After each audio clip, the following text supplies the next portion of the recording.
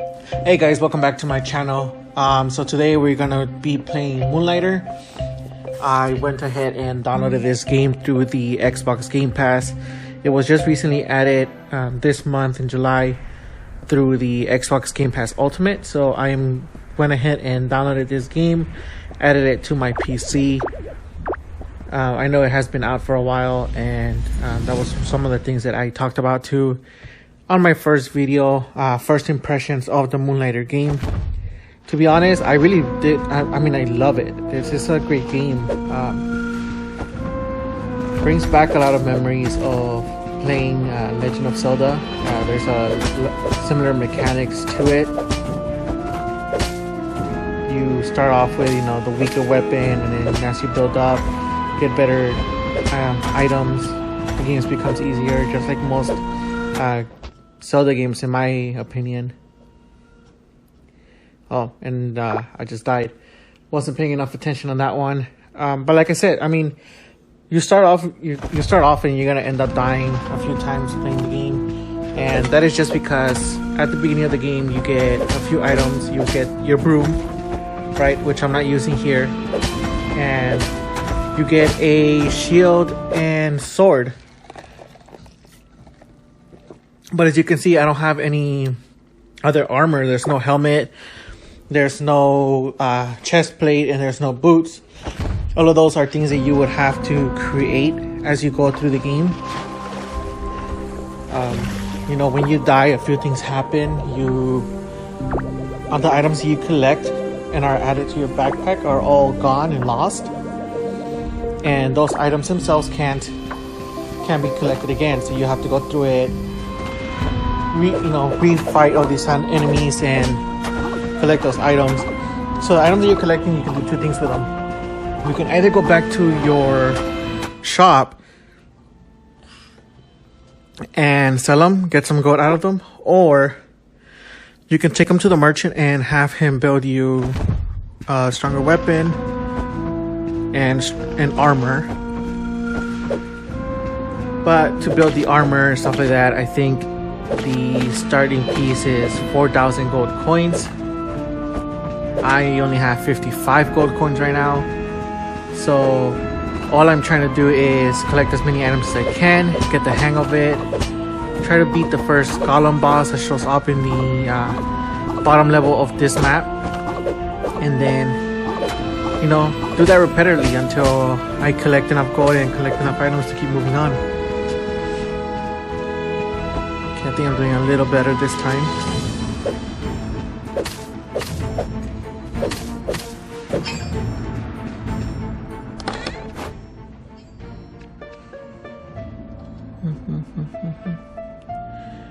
But like I said, this game has been out for a while now. I'm sure that the game was easy to was available for PC for a while as well, but it just became available to me on the Xbox Game Pass, especially with Ultimate available now for PCs. It has saved me some money as far as being able to try out new games and not have to pay for the full game right away. I'm sure the developers get something out of this. I don't know exactly what the agreements are between Xbox and the developers as far as how their games get added to Game Pass and what the requirement gameplay is, game time play is, or whatever it is. But I'm hoping that the developers are getting something out of, all new gamers trying out their games through the Game Pass feature. The game is available. The game is great. So the game is available for the Switch as well. So portability wise, if you have a Switch, that is my recommendation, is have this game on there. It's not heavy on the graphics to a point where you're gonna see any lag time on the Switch, as far as I've seen. So you should still be able to enjoy the game like if you were playing it on an Xbox or a PC or a PS4. One thing though that I did kind of want to talk about, I know the video has nothing to do with it, it's mostly on Moonlighter here, but I wanted to know your opinion of, all the gamers out there too. What do you guys think about the Nintendo Switch Lite? I know that was something that was announced recently, and I'm sure there are a lot of videos now out there kind of talking about the differences.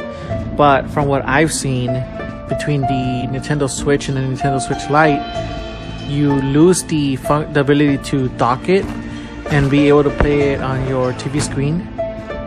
The Joy-Cons are not detachable anymore, so there's that. So it's not really a Switch because you can't switch from home console to portable console. And it is a smaller display, a smaller size, and it's supposed to have a longer battery life. And I think that, and in my opinion, I think that is just shows that Nintendo is intending the Switch to be a replacement for the 3DS. Now they haven't gone out there and said, hey, we're replacing the 3DS with the Switch, but I'm sure they realize that a lot of people were using the Switch the way that they use their portable consoles. You know, PS Vita and stuff like that, they were using it the same way, instead of using the Nintendo Switch as a home device.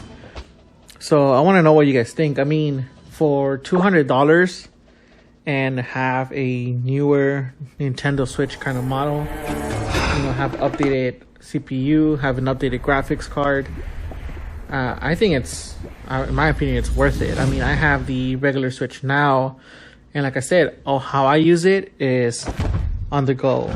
I don't use it as often sitting in front of the TV.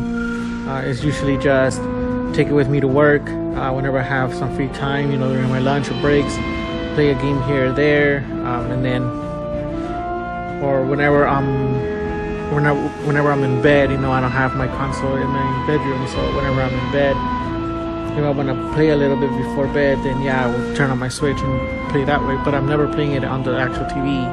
I have the docking station there, I'm just not using it. So I don't know, what do you guys think? The Xbox Switch, the Lite version, is that something that you guys would buy yourself, or do you think it was just a waste of time from Nintendo and they shouldn't have bothered with it?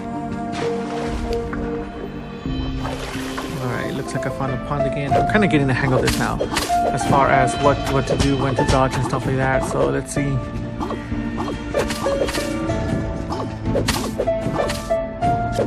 And like I mentioned before too, is you won't get far with just the items they give you. So a lot of the beginning portions of the game is you're grinding for material, and as you're grinding, you're trying to collect gold coins for yourself, expand your shop, things like that, or, you know, create your helmet, your chest plate, your boots, whatever it is that you want to do to protect yourself.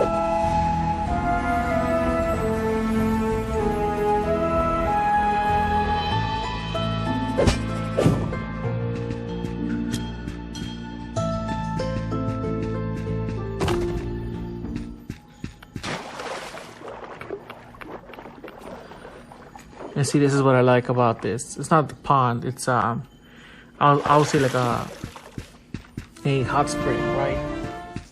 You just lay there, chill for a little bit, heal all the way to 100, and then get back out there.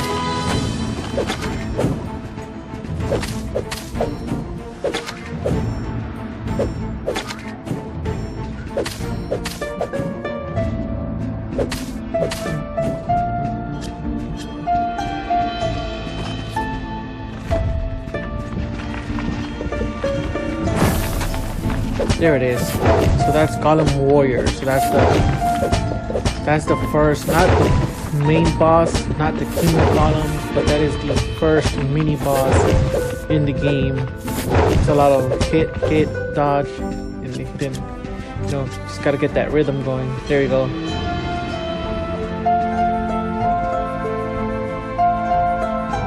I mean, that only took me dying like 20 times before I got the hang of that. So again, I'm not an expert gamer or anything, but a lot of this comes through just constant gameplay until you get the hang of it. Okay, so this is one of the strange devices that creatures drop. This one's rich, actually, almost quite literally rich. For every item you place into this device, gold of some perceived value drops out. It is great if you need to use your pendant in a pinch. The device looks like a mirror, so I'm just gonna call it the mirror, keeping it simple. I do wonder though, where do the treasures dropped inside go? And am I getting the best deal here? Alright. So there's the illustration. You grab items, put it in the mirror, you get money. Simple as that. So I need 300 gold coins to get out of this dungeon alive, right? Because again, if I die, I lose everything I've collected so far in my bag. Give me a few coins.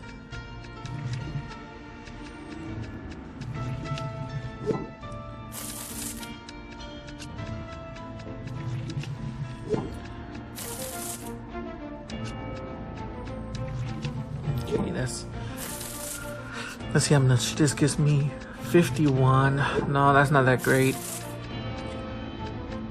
And then 1 gold coins.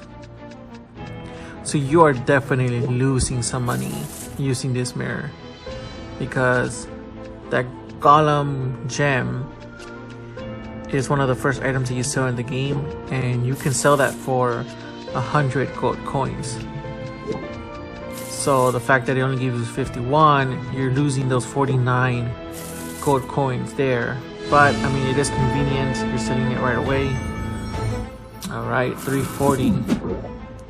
Let's get out of here. So I went in with 55, left with 40 gold coins. Not the best run, but I can always sell the items I do still have left, and then hopefully go back in there with more coins this time. And that is all, guys. Thank you again for watching. Don't forget to like the video, subscribe if you like it, comment on there, let me know what you guys think again of the Switch. Let me know if there's anything I should be doing differently. And again, I read a lot of these comments and I love hearing from you guys. So thanks again and have a great gaming week. All right, bye.